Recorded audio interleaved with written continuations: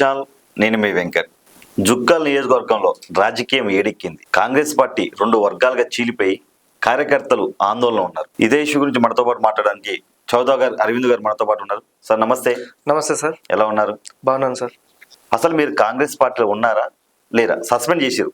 అవును, మిమ్మల్ని Congress party suspend చేసింది, కానీ మీరు మాత్రం ఇండిపెండెంట్ అభ్యర్థిగా అలాగే మీరు అక్కడే ఉన్నారు.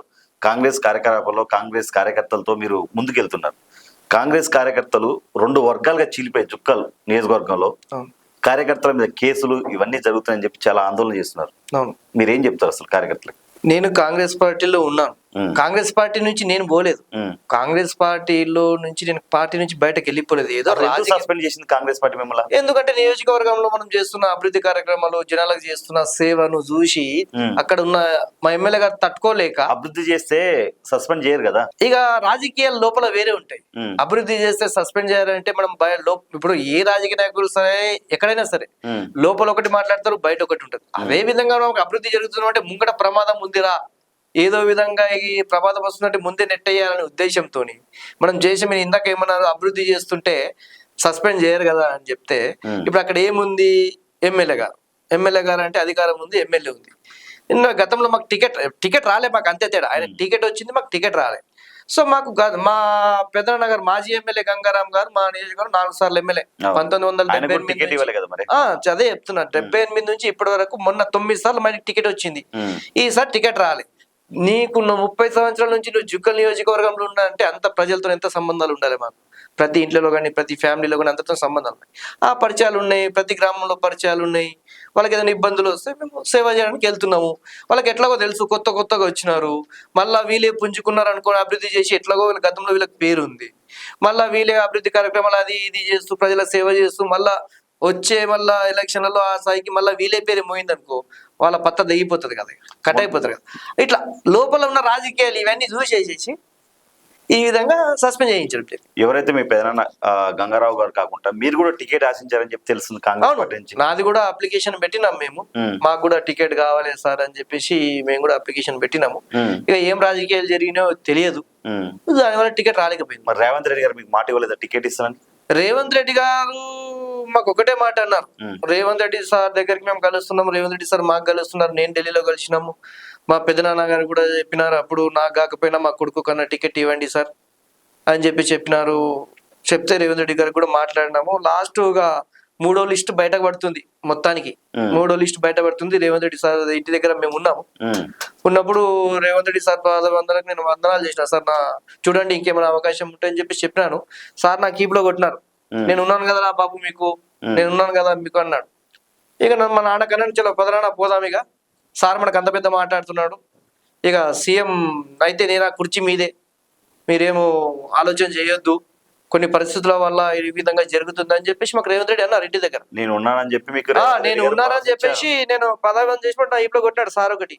నేను ఉన్నా కదా మీకు సీఎం అయితే ఆ కుర్చీ నాదే అని ఆ విధంగా అంటే, సరే సార్ ఇక అంత పెద్ద మాట చెప్తున్నారు సార్, ఇక పోదాం నాన్న, ఇక ఏదో అవకాశాలు కనిపిస్తలేవు అని చెప్పేసి ఆ విధంగా రేవంత్ రెడ్డి సార్ చెప్పిన తర్వాత మేము వెళ్ళి ఎస్ఎస్ఎల్ మీకు ప్రెసిడెంట్ ఇచ్చారు. అవును, ప్రెసిడెంట్ ఇచ్చినాక మిమ్మల్ని సస్పెండ్ చేశారు. అవును, మీరు బీజేపీకి సపోర్ట్ చేశారు పార్లమెంట్ ఎలక్షన్ లో అని చెప్పి మీ మీద కొన్ని ఎలిగేషన్స్ వచ్చాయి. ఎంతవరకు కరెక్ట్ ఇది? ఇప్పుడు జనాలు ఏమన్నా అంటారు, జనాలు కానీ ఎవరికి చూస్తే ఆ మాటలు అంటూ ఉంటారు. కానీ ఏమడుగుతారు? రేపటికి ప్రూఫ్ అడుగుతారు. ఏది? ఇప్పుడు నేను కూడా చెప్తాను సార్, మా పార్టీలో పోయి సార్ ఫలానా వ్యక్తి ఈ విధంగా చేసినాడంటే మా నాయకులు ఏమంటారు? ప్రూఫ్ చూపెట్టాలని అంటారు. ఏదైనా ప్రూఫ్ ఉంటేనే కదా అంటూ ఉంటారు. కానీ మనం చేసిందే మాత్రము కాంగ్రెస్ పార్టీకే చేసినాం. ఎందుకంటే మా అభ్యర్థి జైరాబాద్ నా గుండె మీద చేసుకొని చెప్తున్నా, సురేష్ షెట్కర్ గారు మా ఎంపీ గారే నన్ను కొద్ది ఖర్చులకు డబ్బులు ఇచ్చి అది ఇచ్చి కొద్దిగా తిప్పినాడు. నీ ఇండివిజువల్ గా తిరుగు. మరి ఎందుకు వచ్చి రాజకీయాలు చేస్తారు కదండి, మనకు అక్కడ జనాలలో గుర్తింపు ఉంది కదండి. ఇప్పుడు నేను రాజకీయాలు వచ్చి, ఇప్పుడు మీరు ఎంపీ ఎలక్షన్ లో చేరారు, మా సురేష్ షెట్కర్ గారి నంబర్ ఇప్పుడే ఇస్తా. సార్ సౌదాగర్ అరవింద్ గారు మీ జైరాబాద్ ఎంపీ ఎలక్షన్లలో మీకు చేశారా లేదా ఆయనకని అడగండి. ఆయనే నాకు అన్నాడు, మా జైరాబాద్ ఎంపీ సురేష్ షెట్కర్ గారు సీఎం గారి ఇంట్లో మేము ఇద్దరం కూర్చొని ఉన్నాం. మా సురేష్ షెట్కర్ గారు నేను, సార్ అన్నా నాకు నువ్వు తిరుగు, నా తరఫు నుంచి సపోర్ట్ చేయి, ఎమ్మెల్యే గారు నీకు వద్దంటున్నారు, నీది నువ్వు ఇండివిజువల్ గా తిరుగు, రేపు నేను గెలిచిన తర్వాత నీకు జడ్పీటీసీకో దేనికో నేను టికెట్ ఇప్పిస్తా, రేవంత్ రెడ్డి గారికి చెప్తానని మా సురేష్ షెట్కర్ గారు అన్నారు. ఈ మాట మీరు అడగండి. అన్నారా లేదు మీరు? ఇక జనాలు ఏమన్నా అంటారు, ఎందుకంటే తట్టుకోలేనప్పుడు ఎదురువాడు ఏమన్నా నిందలు తీస్తాడు. మీరు చాలా బ్లాక్ మెయిల్ చేశారని కూడా వినపడుతుంది. ఏం బ్లాక్ మెయిల్? ఎవరైతే ఇప్పుడు తోట లక్ష్మీకాంతరావు గారు ఉన్నారో అవును. అతనికి మీకు పడట్లే కదా, అవును. కొన్ని ఎలిగేషన్ చేసిన మరి ఏంటి అతనితో మీకు ప్రాబ్లం? ప్రాబ్లం ఏంటంటే ఇప్పుడు ఎలక్షన్ టికెట్ రాకన్నా ముందు గొడవలు, అంటే ఎలక్షన్ టికెట్ రాకన్నా ముందు. ఎందుకంటే ప్రాంతం మాది, కాన్స్టిట్యున్సీ మాది, తనది ఈ కాన్స్టిట్యున్సీ కాదు పక్క కాన్స్టిట్యున్సీ. ఇప్పుడు మీ ఇంట్లో నేను వచ్చి రాజరికం చేస్తా అంటే మీరు ఊరుకుంటారా? మీరు అతనికి కాంగ్రెస్ పార్టీ సభ్యత్వం లేదని కూడా మాట్లాడడం జరిగింది. అవును, కాంగ్రెస్ పార్టీ సభ్యత్వం కూడా లేదు తనకి. ఎలా ఇచ్చింది కాంగ్రెస్ పార్టీ టికెట్ అతనికి? ఏదో రాజకీయాలు జరిగినాయి, ఏ విధంగా రాజకీయాలు జరిగి ఆ విధంగా టికెట్ వచ్చింది. పెద్ద మొత్తంలో ఒక రాజకీయం జరగడం వల్ల దాని వల్ల టికెట్ వచ్చింది, గెలిచిండు. అవును. గెలిచినాక మీ పరిస్థితి ఏంటి? గెలిచినాక పరిస్థితి ఏంది? మా లక్ష్యం ఏంది? మేము గత 30-40 సంవత్సరాల నుంచి జనాలలో ఉన్నాం. మాకు అదే ప్రాక్టీస్. అంటే ఊరికి ఇప్పుడు చిన్నగా ఉన్నప్పటి సంది నేను ఇంకా పుట్టలే, మా పెదనాన్న ఎమ్మెల్యే 1978లో. నేను పుట్టినప్పటి నుంచి మా ఇంట్లో నేను జనాలనే చూస్తున్నా. 30 సంవత్సరాల నుంచి నీకు అదే ఉంది. ఆ ఊరోళ్ళు వస్తున్నారు, ఈ ఊరోళ్ళు వస్తున్నారు, అదే వస్తున్నది, ఇదే వాతావరణం ఉన్నాం కదండి. కాబట్టి అదే వాతావరణం అలవాటైంది. టికెట్ రాకుండా కూడా మేము జనాలలో ఉన్నాం. మరి ఇన్ని సంవత్సరాల నుంచి కాంగ్రెస్ పార్టీ మీ పెదనానికి టికెట్ ఇచ్చింది. అవును. మొన్న ఎలక్షన్ లో ఒక్కసారి టికెట్ ఇవ్వకపోతే బీజేపీకి వెళ్తాడా? పార్టీ మా పెదనాన్న గారు ఎందుకంటే ఒక బాధ పోయిండు, బాధ అనిపించి పోయిండు. అరే ఇంత నేను పార్టీకి సేవ చేసిన, అది చేసిన, ఇంత గుణం ముందుకు తీసుకెళ్ళినా, నేను కార్యకర్తలను 15 సంవత్సరాలు అక్కడ మా జుక్కల్ నియోజకవర్గం 15 సంవత్సరాలు కాంగ్రెస్ పార్టీ లేదు, అయినా పార్టీ కార్యకర్తలను కాపాడుకుంటూ పార్టీని ముందు తీసుకెళ్ళినా, ఇంత కష్టపడ్డా. రాహుల్ గాంధీ గారు వచ్చినప్పుడు కూడా దాదాపుగా 2 కోట్ల వరకు ఖర్చు చేసుకుంటూ మా ప్రాంతం నుంచే రాహుల్ గాంధీ గారు వెళ్ళినారు పాదయాత్ర, అక్కడ కన్యాకుమారి టు కాశ్మీర్ వెళ్ళారు కదా, అందులో మా కాన్స్టిట్యూన్సీ కూడా టచ్ అయ్యింది. జోడయాత్ర. ఆ జోడయాత్ర వెళ్ళినప్పుడు దాదాపు అరేంజ్మెంట్స్ మొత్తం మా పెదనాన్న గారే చేసుకున్నారు. అది ఒక బాధ ఉంటుంది. దెబ్బ తగిలిన వాడికి నొప్పి ఎక్కువ ఉంటుంది అన్నట్టు, పార్టీ అధినాయకుడు వస్తున్నప్పుడు ఇంత ఖర్చు చేసుకున్నా, ఇంత ఇది చేసినా, ఈయన నన్ను గుర్తించకుండా కనీసం ఒక టికెట్ కూడా ఇవ్వలేదు అన్న ఒక చిన్న ఏదో బాధతో పోయింది అంతే. మరి ఇవ్వకపోవడం ఇప్పటికీ కూడా బీజేపీలో ఉన్న మా మాజీ ఎమ్మెల్యే మా పెదనాన్న మనసు కూడా కాంగ్రెస్ లో ఉంది ఇప్పటికీ. కాదు, ఇప్పుడు ఇంత అభివృద్ధి చేశారంటున్నారు కదా. అవును. మరి ఎందుకు ఇవ్వలే టికెట్? రాజకీయాలు జరిగినాయి. ఎందుకు టికెట్ ఇవ్వలేదంటే కొన్ని రకాలుగా రాజకీయాలు అనేవి జరిగినాయి కాంగ్రెస్ పార్టీలో. ఆ రాజకీయం జరగడం వల్ల టికెట్ రాలేదు అంతే. ఇప్పుడు ఎవరైతే తోట లక్ష్మీకాంత్ ఉన్నారో, లక్ష్మీకాంత్ వర్సెస్ అరవిందా? ఇప్పుడు తోట లక్ష్మీకాంతరావు వర్సెస్ అరవింద్ అంటే ఆ విధంగా జరుగుతుంది. ఎందుకు జరుగుతుందంటే ఇప్పుడు అక్కడ వచ్చిన ఎమ్మెల్యే గారు ఏం చేస్తున్నారంటే, నువ్వు గంగారం వర్గం, నువ్వు గంగారం మనిషివి, ఈ విధంగా చెప్పడం వల్ల వాళ్ళు మమ్మల్ని అప్రోచ్ అవుతున్నారు. సార్ ఏంది పరిస్థితి ఇట్లా ఉందంటే, సరే నాయన నేను మీకున్నా కదా, ఎందుకు బాధపడుతున్నా అని చెప్పేసి ముందుకు వెళ్తున్నాయి వాళ్ళతో పాటు. ఇన్ని సంవత్సరాలు కాంగ్రెస్ పార్టీ అధికారంలో ఉంది, మీ పెదనాన్న గారే ఎమ్మెల్యేగా ఉన్నారు. మరి జుక్కలకి ఎలాంటి అభివృద్ధి చేశారు నియోజకవర్గంలో? గతంలో చేసినారు. ఇప్పుడు 15 సంవత్సరాల నుంచి తన ఎమ్మెల్యేగా లేరు. 2004 to 9 చేసినారు, మళ్ళీ 9 నుంచి మొన్నటి వరకు కూడా తను లేరు. సో గతంలో తను చేసినారు, బ్యాంకులు తీసుకురావడం కానీ, సబ్ స్టేషన్ కనిపించడం కానీ. ఇప్పుడు జనరేషన్ వేరే, అప్పుడు జనరేషన్ వేరే. ఆ జనరేషన్ తగ్గట్టు తన సేవ చేసిండు కాన్స్టిట్యున్సీలో. సబ్ స్టేషన్లు తేవడం కానీ, బ్యాంకులు తేవడం కానీ, గ్రామాలలో ప్రజలకు చిన్న చిన్న హెల్ప్లు చేయడం, అవి అభివృద్ధి చేసినారు. ఎంత మటుకు చేయాలో అంత మటుకు చేసినారు. ఇప్పుడు ప్రస్తుతం ఉన్న ఎమ్మెల్యే లక్ష్మీకాంత్ గారి మీద కొన్ని ఎలిగేషన్స్ వస్తున్నాయి, ఎంతవరకు కరెక్ట్ అంటారు ఇవి? ఏం ఎలిగేషన్స్ వస్తున్నాయి? ఎలక్షన్ల ముందు ఒక ఎలిగేషన్స్ వచ్చాయి, ఇప్పుడు కార్యకర్తలు కూడా 2 వర్గాలుగా చీలిపోయి కొట్టుకొని కొంచెం దూరంగా ఉంటున్నారు కార్యకర్తలని కూడా తెలుస్తుంది. ఏంటి అసలు ఆయన ఒక ఎమ్మెల్యే ఉండి వర్గాలను కలపాలి కదా, ఎందుకు దూరం? ఎందుకంటే ఆయన కష్టపడ్డ వాళ్ళని గుర్తించలేడు. ఇప్పుడు ఎవరైతే బీఆర్ఎస్ నుంచి ఉన్నారో, బీజేపీ నుంచి ఉన్నారో, వాళ్ళని ఒక ముందు స్థానం కల్పించడం వల్ల కార్యకర్తలు బాధపడుతున్నారు.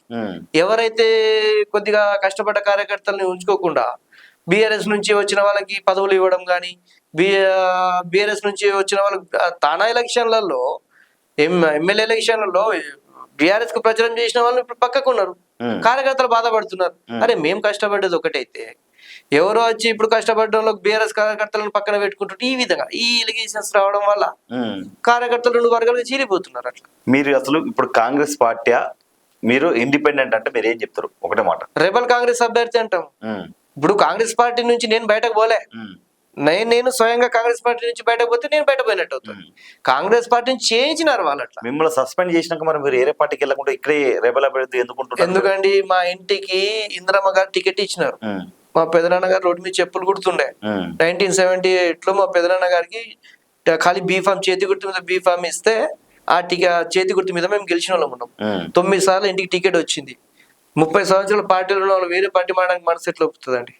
విశ్వాసం ఉంటారు కదా. ఇప్పుడు ఒక ఇంట్లో అన్నదమ్ముల ఇంట్లో కొట్లాట్లు జరుగుతాయి, ఈరోజు కాబట్టి రేపు కలుస్తారు. ఇది అంతే.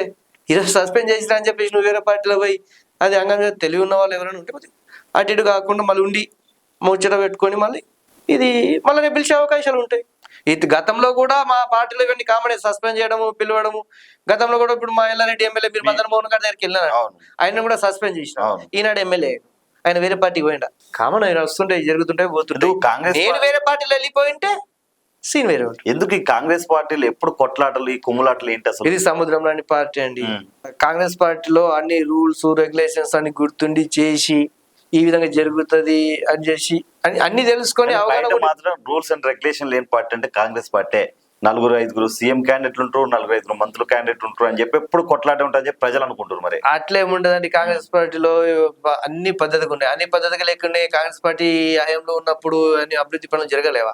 ప్రాజెక్టులు కానీ ప్రజలు చెప్తున్నారు గతంలో ఏదైతే బీఆర్ఎస్ పార్టీ అధికారంలో ఉన్నప్పుడు బాగుంది, ఇప్పుడు కాంగ్రెస్ పార్టీ వచ్చినాక ఈ హైడ్రాని తీసుకొచ్చి ఇవన్నీ తీసుకొచ్చి ఇల్లు కూలగొడుతున్నారని చెప్పి కాంగ్రెస్ పార్టీ ముందు ప్రమాదం జరుగుతుందంటే ముందు చూపు చూసి కాపాడుతుంది. ఇప్పుడు హైడ్రా చేయడం వల్ల హైదరాబాద్ లో ఎంత వరదలు వచ్చి నాళాలు తీసి అవి తీసి ఎంత ఇబ్బంది పడుతుంటారు జనాలు. ఆ నాళాలను సరి చేయడానికి హైడ్రా పద్ధతి తీసుకొచ్చి తీయడం వల్ల జనాలు బాగుంటారు కదా. హైడ్రా వచ్చింది, హైడ్రా ఓన్లీ పేదనికి వచ్చింది, పెద్దోడికి కాదు. పేదవాళ్ళు ఇల్లు కూలగొడడానికి హైడ్రా ఉందా? పేదవాళ్ళ ఇల్లు కూలగొట్టడానికి కాదు, అందరు కూలగొడుతున్నారు. కొడతలేరు చూపిస్తున్నారు. రేవంత్ రెడ్డి వారి తమ్ముడిదో అన్నడిదో ఎవరిదో గోడను కూడా కొట్టించారు, కూలగొట్టినారు వాళ్ళు హైడ్రా విషయంలో. సరే ఇప్పుడు మీరేమంటారు, పేదవాళ్ళు కూడా పేదవాళ్ళకు అమ్మింది అప్పుడు పర్మిషన్ ఇచ్చింది గవర్నమెంట్ అధికారులే కదా. ఏ గవర్నమెంట్ అధికారులు ఇచ్చారు? బీఆర్ఎస్ గవర్నమెంట్ అధికారులే కదా ఇచ్చిన. 40 సంవత్సరాల క్రితం బీఆర్ఎస్ ఉందా? 40 అప్పుడు సరే అప్పుడు చేసిన అధికారం తప్పు చేసింది కదా. ఇప్పుడు చట్టం ప్రకారం 40 సంవత్సరాల క్రితం 40 సంవత్సరాల అధికారం లేదు. అప్పుడు వాళ్ళకు అధికారం ఎప్పుడైతే పర్మిషన్ వచ్చిందో అప్పుడు డేట్ చూడండి మీరు. 40 సంవత్సరాలు తీయకండి మీరు. అప్పుడు వాళ్ళకి తెలియదు 40 సంవత్సరాల క్రితం కొట్టారు. అప్పుడు రాజకీయాలు చేసి అధికారంలో ఉన్న వాళ్ళు ఇప్పించినచ్చు కదా రాజకీయాలు చేసి. మళ్ళీ అప్పుడు ఆ పరిస్థితి కుంట కింద ఉంది. ఇప్పుడు మేము కూడా చట్టం ప్రకారమే కదా తీసేస్తున్నది, చట్టం ప్రకారం కాదు కదా. ఇది ఈ సర్వే నంబర్ అనేది 4 కిందికి వర్తిస్తుంది. సో ఏగో చట్టం ప్రకారమే అని చెప్పేసి అని తీస్తున్నాం. ఎందుకు తీస్తున్నాము? ఈ వాటర్ అంతా తీసుకుపోయి అక్కడంతా స్టోర్ చేయడము, రోడ్లు ఇబ్బంది కాకుండా అని చట్టం ప్రకారం. ఇల్లీగల్ గా చేసి ఉంటే కోర్టు చెప్తుంది కదండి. ఇప్పుడు ఇల్లీగల్ గా నువ్వు చేసి ఉంటే కోర్టులో పోయి కేసు వేసుకుంటావు, వాళ్ళే చెప్తారు కదా ఇల్లీగల్ చేస్తుంది గవర్నమెంట్ అని చెప్తారు కదా. ఒక అధికారి కూడా ఇప్పుడు ఆనాడు ఏ విధంగా అయితే పర్మిషన్ ఇచ్చిండో ఈనాడు కూడా పర్మిషన్ తోనే ఆయన గులగొడుతుండ్రు కదా. మీరు ఇప్పుడు రెబల్ అభ్యర్థి, మీరు రెబల్ గా కాంగ్రెస్ ఉన్నా గానీ అవును మీ ఆభావాలు మొత్తం కాంగ్రెస్ పార్టీకి సపోర్ట్. నీకు చెప్పాను కదండి. నేను కాంగ్రెస్ పార్టీ నుంచి బయట పోలే, కాంగ్రెస్ పార్టీలో రాజకీయాలు చేసి పక్కన పోయినట్టు చూపిస్తున్నా. కాంగ్రెస్ పార్టీ మిమ్మల్ని వద్దనుకుని వదిలేసింది అంతే. నేను కాంగ్రెస్ పార్టీలో నేనే ఉన్నాను కదా. నేను చెప్పినా కదా, 9 సార్లు మా ఇంటికి టికెట్ వచ్చింది, ఎమ్మెల్యే టికెట్. ఇప్పుడు 30 సంవత్సరాల నుంచి ఉన్నాం మేము. ప్రజాపాలన అని చెప్పి అధికారంలోకి వచ్చింది ప్రభుత్వం. అవును. ప్రజలను మోసం చేస్తుందా, మేలు చేస్తుందా ప్రభుత్వం? ఎందుకు మోసం చేస్తుందండి? ఆడవాళ్ళకి బస్ ఫ్రీ ఉంది, బస్సు ఫ్రీ ఉందా? బస్ ఫ్రీ వల్ల కొట్టుకుంటారు, యాక్సిడెంట్లు అవుతున్నాయి. కామన్ గా జరుగుతుంటే యాక్సిడెంట్ అయితే కొట్టుకుంటారు. ఆడపిల్ల హ్యాపీగా ఉంది సార్. 40 మంది ఎక్కాల్సిన బస్సులో 70 మంది ఎక్కి డ్రైవర్ కి ఆఖరికి రోడ్ మ్యాప్ కూడా కనపడకుండా యాక్సిడెంట్లు అయితున్నాయి, ప్రమాదాలు జరుగుతున్నాయి అని చెప్పి చాలా మంది ప్రతిపక్ష నాయకులు. బస్సులు కూడా పెంచినాం కదా, ఎలక్ట్రికల్ బస్సులు పెంచినాం, అవి పెంచినాం కదా. మేము బస్సులో వెళ్తున్నారు కదా. కుడి చేతితో ఇస్తారు, ఎడమ చేతితో లాగుతారు. ఏం ఎక్కడ ఛార్జీలు పెంచారు కదా. ఏం ఛార్జీలు పెంచాలి? ఎక్కడ ఛార్జీలు పెంచినా పేద మహిళ అయితే బస్సు ఎక్కుతుంది కదా. ఇప్పుడు 20 రూపాయల టికెట్ 40 రూపాయలు చేసి భార్యకి టికెట్ ఫ్రీ ఇస్తారు, భర్త కానీ లాగుతారు. ఇక్కడేం లాగుతలేము, ఎక్కడేం పెంచలే. ప్రతి మహిళకు పోయి మీరు అడుగుండి, గ్రామాలలో వచ్చి పేద మహిళకి ఏమమ్మా మీకు బస్ ఫ్రీ ఎట్లుంది, ఎన్ని మీ అవసరాలు తీరుతున్నాయని చెప్పేసి అడగండి. రుణమాఫీ రుణమాఫీ చేసినాం, 2 లక్షల రుణమాఫీ చేసినాం. అందరికీ చూపెట్టండి ఎక్కడ కాలేదు. రుణమాఫీ కూడా అయింది, అన్ని అయినాయి. తర్వాత మళ్ళీ ఇంకేమంటారు, తర్వాత కరెంట్ బిల్లు ఫ్రీ ఇస్తున్నాం, తర్వాత సన్న బియ్యం ఇస్తున్నాం. కరెంట్ బిల్లు ఎవరికి వస్తున్నారు? బీదోళ్ళకి వస్తలేదా? సన్న బియ్యం వస్తలేదా? కొత్తగా రేషన్ కార్డులు ఇవ్వలేమా? ఇవన్నీ పేదోళ్ళకే కదా ఇచ్చింది. ఇంతకుముందు దొడ్డు బియ్యం ఉండే టీఆర్ఎస్ గవర్నమెంట్ లో, ఇప్పుడు ప్రతి ఇంట్లో సన్న బియ్యం తింటున్నారు. కరెంట్ బిల్లు ఫ్రీ ఇస్తున్నాము. ఇంకా ఇవన్నీ పథకాలు ఇస్తున్నాం కదా ప్రజలకి మేము. ఇప్పుడు మొన్న స్థానిక ఎలక్షన్స్, ఇప్పుడు ఏదైతే స్థానిక ఎలక్షన్స్ నడుస్తున్నాయో స్థానిక ఎలక్షన్స్ గురించే ఇందిరమ్మ సీరియల్ పంపిణీ అనేది చేశారు. 2 సంవత్సరాలు కాంగ్రెస్ పార్టీ 2 సంవత్సరాలు అధికారం. ఎందుకు పంచలే బతుకమ్మ సీరియల్? బతుకమ్మ చీరలు ఎందుకు పంచాలంటే గతంలో బీఆర్ఎస్ ప్రభుత్వం అడ్డమైన చీరలు ఇచ్చింది. అడ్డమైన చీరలు అంటే 100-200 చీరలు ఇచ్చింది. మేము కొద్దిగా కంపెనీతో మాట్లాడి చేసి అప్రోచ్ చేసి ఏ విధంగా క్వాలిటీ ఉంటుంది ఎట్లా దాన్ని ఆ విధంగా తయారు చేసి ఒక మంచి క్వాలిటీ ఇచ్చినాం.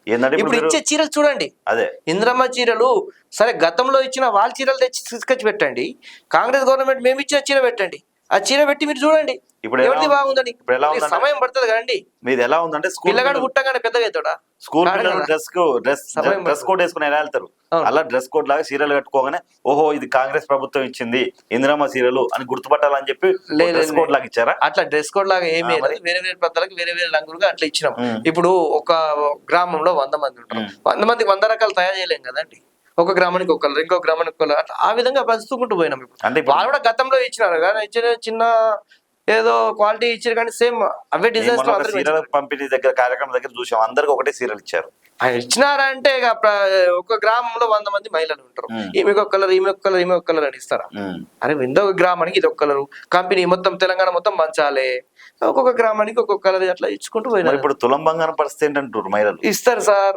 గతంలో తెలంగాణ ప్రభుత్వం మొత్తం ఖాళీ చేసిపోయింది. ఇప్పుడు మనం చూస్తే మొత్తం మనకు ఖాళీ ఉన్నది.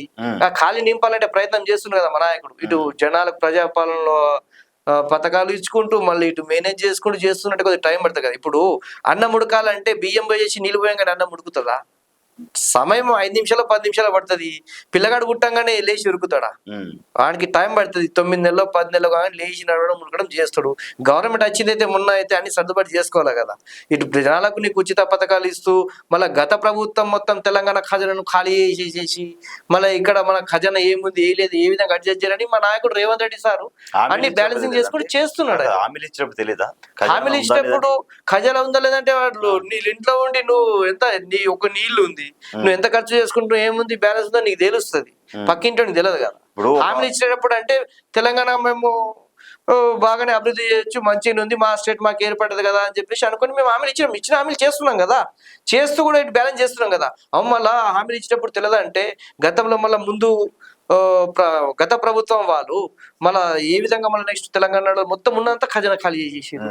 మళ్ళీ మా నాయకుడు నడిపియాలంటే బ్యాలెన్సింగ్ చేసుకొని నడపాలి కదా. గతంలో నీకు తెలియదంటే ఇప్పుడు నేను మీకు క్వశ్చన్ వేసిన, మీకు బ్యాలెన్స్ మీ ఇంట్లో ఖర్చులు మీకే తెలుస్తాయి, మాకెళ్ళే తెలుస్తాయండి.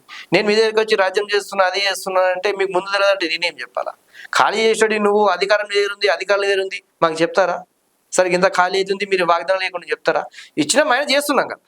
ముఖ్యమంత్రి లెవెల్లో ఉన్న రేవంత్ రెడ్డి గారు అవును ఎక్కడ అప్పు పుట్టట్లేదు అని చెప్పి మాట్లాడే ఎంత కరెక్ట్? నేను బ్యాంకుల దగ్గరికి వెళ్తే నన్ను చెప్పులు ఎత్తుకెళ్ళేటోని చూసినట్టు చూస్తారు అని చెప్పి ఒక ముఖ్యమంత్రి అయి ఉండి అంత దిగజారి మాట్లాడడం ఎంతవరకు కరెక్ట్ అంటారు? దిగజారి మాట్లాడడం కాదండి ఇక్కడ.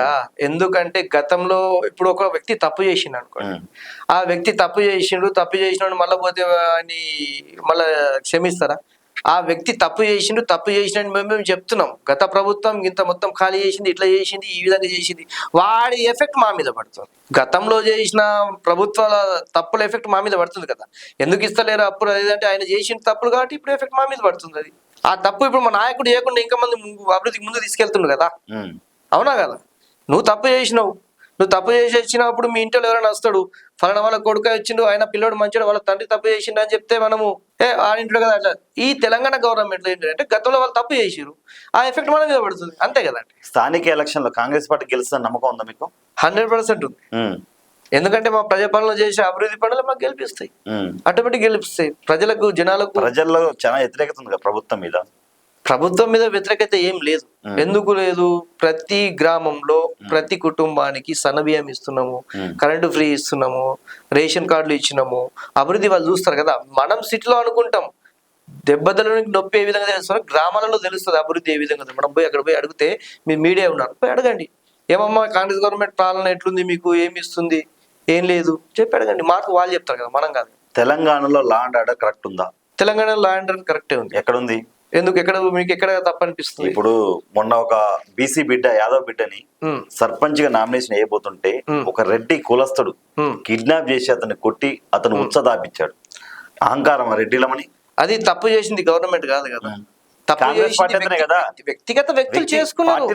చెప్పేది వినండి, మీరేమన్నారు, ఆ వ్యక్తి కొట్టింది చేసిండు ఈ విధంగా చేసినాడని మీరు అంటున్నారు. అవును. చేసింది మొత్తం ఒక్క చిన్న సమస్య అందరి మీద వేయడం మరి కరెక్ట్ కాదు కదా. గవర్నమెంట్ ఎందుకు గవర్నమెంట్ స్పందించట్లే? స్పందిస్తారు, ఎప్పుడు? మాట్లాడతారు, చట్టం 4 ప్రకారం days అయింది పోతారు. ఇప్పటికి. అవును, 4 days అయిందంటే నేను చెప్పి పోతారు, మాట్లాడతారు, పోలీసులు చూసుకుంటారు. ఇప్పుడు తప్పు చేసింది ఒకటైతే ఇంకోటి మీద రుద్దడం కరెక్ట్ కాదండి. ఇప్పుడు తప్పు మీరు చేసినారు, మీ స్టూడియోలో పని చేస్తుండ్రు అంటే దానికి ఏమైనా అర్థం ఉంటుందా? తప్పు మీరు చేసిన మీ పేరెంట్స్ సార్. ఇప్పుడు తెలంగాణలో ఒక్క దుక్కునే కదా ఇలాంటి అరాచకాలు లా అండ్ ఆర్డర్ ప్రకారం చట్టం ప్రకారం మా రేవంత్ రెడ్డి హోమ్ నాయకుడు మినిస్టర్ ఎవరు- రేవంత్ రెడ్డి గారు హోమ్ మినిస్టర్ హోంశాఖ ఆయన కన్నా ఉంది అవును, కాబట్టి ఆయన అన్ని చూసుకుంటాడు. చట్టం ప్రకారం ఏముందో చేయండి అని చెప్పేస్తారు. దాని చట్టం ప్రకారం అన్ని జరుగుతాయి. గతంలో కూడా కాంగ్రెస్ గవర్నమెంట్ లో ఎవరు తప్పు చేసినా శిక్ష పడేలా చేసిందే కాంగ్రెస్ గవర్నమెంట్. ఇంకా బీఆర్ఎస్ గవర్నమెంట్ లో నీకు ఏం కాలేవు, వాళ్ళని చంపడం వీళ్ళని చంపడం అవన్నీ. న్యాయం అనేది కాంగ్రెస్ గవర్నమెంట్ 100% జరిగింది. 4 days అయింది కదా, చూడండి. మన తర్వాత నాకు స్టూడియో పిలిచండి, న్యాయం జరిగిందని చెప్పేసి మీరే అంటారు. 2029లో కాంగ్రెస్ పార్టీ మళ్ళీ అధికారంలోకి వస్తుందని నమ్మకం మీకుందా? 100% అధికారంలో వస్తుంది. ఏ నమ్మకం?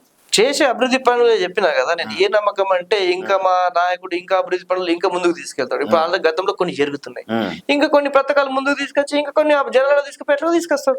2029 నెక్స్ట్ ఎలక్షన్ వరకు మీరు కాంగ్రెస్ పార్టీలు మిమ్మల్ని నమ్మి మళ్ళీ పిలిచి మీకు టికెట్ ఇస్తా అనుకుంటారా? 100% టికెట్ ఇస్తుంది, 100% ఇస్తుంది. ఈసారి టికెట్ ఇవ్వలేదు కాబట్టి గమ్మున కూర్చున్నాం. మా నాన్నగారు ఇండిపెండెంట్ గా నామినేషన్ వేస్తే దాన్ని విడ్డ్రా చేయించింది నేను.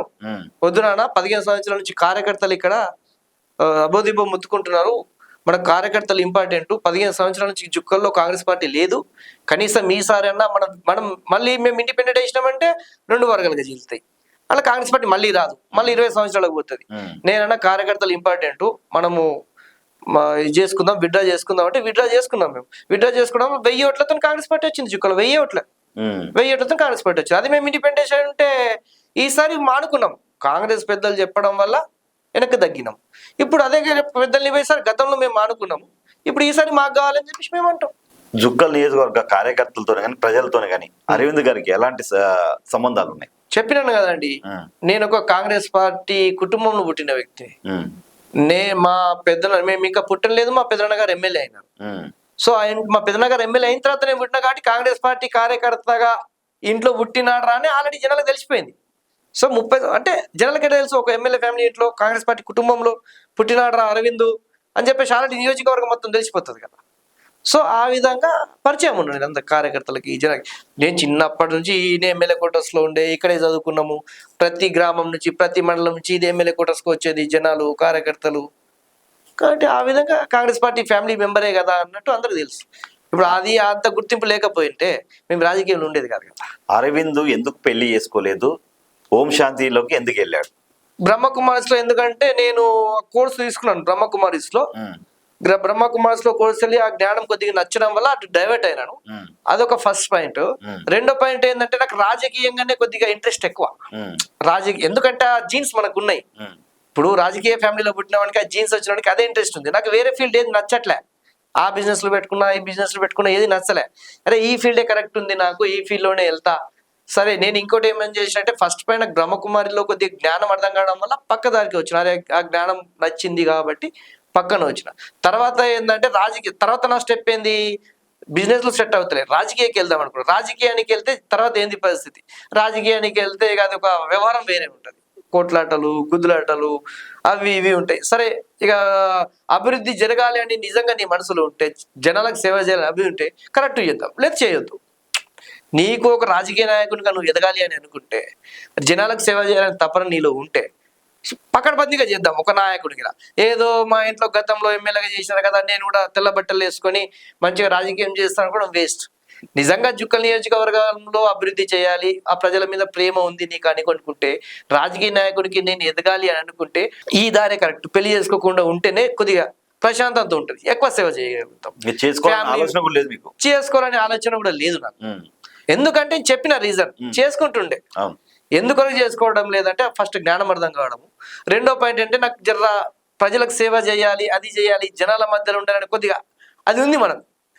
ఆ రీజన్ వల్ల నేను ఆగిపోయినా. ఇప్పుడు నేను రాజకీయ నాయకునిగా ఫైట్ చేయాలంటే నాకు ప్రశాంతత ఉండాలి. ఫ్యామిలీ మెంబర్స్ నుంచి అటు ఒత్తిడి ఇటు ఒత్తిడి అవి ఇవన్నీ ఉంటుంది. మనం ఒక దానిలో ఉంటే మన ఫ్యామిలీ మెంబర్స్ ఒక రకంగా చెప్తారు. ఈ కిరికిరి వద్దు, నేను డిసిజన్ తీసుకున్నా. నాకు కావాల్సిందే రాజకీయం. రాజకీయంలో ఎప్పుడు ఉంటుందో తెలియదు, ఎప్పుడు పోతుందో తెలియదు, ఎప్పుడు ఏం జరుగుతుంది. నేను అన్నింటికి తెగించి ఆ నిర్ణయానికి వచ్చిన. ఇక రాజకీయ దారిలో వెళ్తున్నా కాబట్టి ఇది పక్కన పెడదామని ఆ పెళ్లి అనే సమస్య పక్క పెట్టాలి అంతే. ఎస్సీసీఎల్ అధ్యక్షుడిగా మీరు ఉన్నారు. అవును. మిమ్మల్ని పార్టీ నుంచి ఆ పదవి నుంచి సస్పెండ్ చేయించింది తోట లక్ష్మీకాంత ఏం పేరు sorry Lakshmikantha Rao. Sorry ready repeat ఈ క్వశ్చన్ రిపీట్ చేసుకోండి. అది కట్ చేసుకోండి. లక్ష్మీకాంతరావు అని చేస్తారా? వాళ్ళ ఎడిటింగ్ లో కట్ చేసుకోండి. లక్ష్మీకాంతరావు అని అనండి మీరు. రిపీట్. ఎస్సీసీఎల్ అధ్యక్షుడిగా ఉన్నారు మీరు. అవును. పార్టీ నుండి మిమ్మల్ని సస్పెండ్ చేయించింది లక్ష్మీకాంతరావేనా? అవును. మా ఎమ్మెల్యే గారే సస్పెండ్ చేయించినారు. ఎందుకంటే నేను అక్కడ చేస్తున్న అభివృద్ధి, జనాల మధ్యలో తిరుగుతున్నా, జనాలలో ఆదరణ పెరుగుతుంది, మంచి సేవ చేస్తున్నాము, ఏ గ్రామంలో ఏమైనా సమస్య ఉన్నా ప్రజలకు చేస్తున్నాం కాబట్టి ఆదరణ పెరిగి మళ్ళా నెక్స్ట్ రాబోయే ఎమ్మెల్యే ఎలక్షన్లో మళ్ళా సర్వేనే జరుగుతుంది కదా, ఏ విధంగా మళ్ళీ గుర్తింపు పొందితే బాగుండదు కదా, మళ్ళా ఆయనకి ఏది వస్తుంది, లోకల్ వ్యక్తిగా ఉన్నాం, తన నాన్ లోకల్ వ్యక్తి, ఇవన్నీ ఆలోచన చేసుకుని ఆ విధంగా సస్పెండ్ చేయించినారు. లాస్ట్ గా చివరిగా మీ రాజకీయ భవిష్యత్తు ఏంటి? నెక్స్ట్ రాజకీయ బస్సు నెక్స్ట్ ఎమ్మెల్యేగా కంటెస్ట్ చేయడమే నా పని జుక్కల్లో. ఎందుకంటే మేము ఒకవేళ పార్టీ మీకు అవకాశం ఇవ్వబోతే ఇండిపెండెంట్ గా వేస్తాం. కాంగ్రెస్ రెబల్ అభ్యర్థిగా గెలుస్తామని నమ్మకం ఉందా? 100% గెలుస్తాం నమ్మకం. 4 సార్లు 20 సంవత్సరాలు మా ఫాదర్ గారు ఎమ్మెల్యేగా చేసినప్పుడు ఆ జుక్కల్ నియోజకవర్గంలో మాకు ఎంత బలం ఉండాలి. ఈసారే కార్యకర్తలు మొత్తుకుంటున్నారు, ఏమంది మిస్టేక్ జరిగింది, బయట వ్యక్తికి ఓట్లు వేసి తప్పు చేశాము, లోకల్ వ్యక్తి అవుతాడు, ఈసారి మిస్టేక్ చేసినామని వాళ్ళే బాధపడుతున్నారు. వాళ్ళ కోరిక మేరకే నేను ఇంక జనాల్లో బాగా తిరుగుతున్నా, కార్యకర్తలు ఇంకా బాధపడతారు అనే ఉద్దేశంతో. సో 20 సార్లు ఎమ్మెల్యేగిరి చేసినప్పుడు ఆ అభిమానం జనాల్లో ఉంది. సో అదే మళ్ళీ రిపీట్ అవుతుంది కదా. జుక్కల్ నియోజకవర్గ ప్రజలకి చివరిగా మీరు ఏం చెప్పాలనుకుంటున్నారు? జుక్కల్ నియోజకవర్గ ప్రజలకి ఏం చెప్పాలనుకుంటుంటే, నెక్స్ట్ ఇప్పుడు మళ్ళీ సరే ఈసారి జరిగింది ఏదో జరిగిపోయింది, మా కార్యకర్తలే అంటున్నారు, జుక్కల్ నియోజకవర్గ ప్రజలు కూడా అంటున్నారు, సార్ నాన్ లోకల్ వ్యక్తికి ఇక్కడ గెలిపించడం వల్ల మాకు ఇబ్బందులు వస్తున్నాయి, అది కొద్దిగా ఇబ్బంది జరిగింది, మేము అనుకోవడం ఈ విధంగా అంటే యాక్చువల్గా కాంగ్రెస్ పార్టీ గెలవాలి ఇక్కడ లక్ష్యంతోనే మేము ముందుకెళ్ళినాం జుక్కల్లో. సో అందరం కాంగ్రెస్ పార్టీని గెలిపించినాం అక్కడ. కానీ ఈ వ్యక్తి ఈ విధంగా మళ్ళా జుక్కల్లో వ్యవహారం చేయడం వల్ల జుక్కల్ ప్రజలు ఏమంటున్నారంటే, మిస్టేక్ జరిగింది, ఎంతకైనా లోకల్ వ్యక్తి అవుతారు, ఈసారి నెక్స్ట్ వచ్చినా మళ్ళీ లోకల్ వ్యక్తికే గెలిపించుకుంటాము నెక్స్ట్ అన్నట్టు అంటారు. కాబట్టి నెక్స్ట్ జుక్కల్ నియోజక ప్రజలకి నెక్స్ట్ మనం వచ్చిన మంచి అభివృద్ధి కార్యక్రమంలో జుక్కల్ ప్రజలకి అన్ని అభివృద్ధి కార్యక్రమాలు జరిగే విధంగా చూసుకుంటామని చెప్పేసి నా జుక్కల్ నియోజకవర్గ ప్రజలకి నేను చెప్పగలను. థ్యాంక్ యూ సో మచ్ అన్న. Thank you sir. లైక్ చేయండి, షేర్ చేయండి, సబ్స్క్రైబ్ చేయండి. మరిన్ని వీడియోల కోసం బెల్ సింబల్ పై క్లిక్ చేయండి.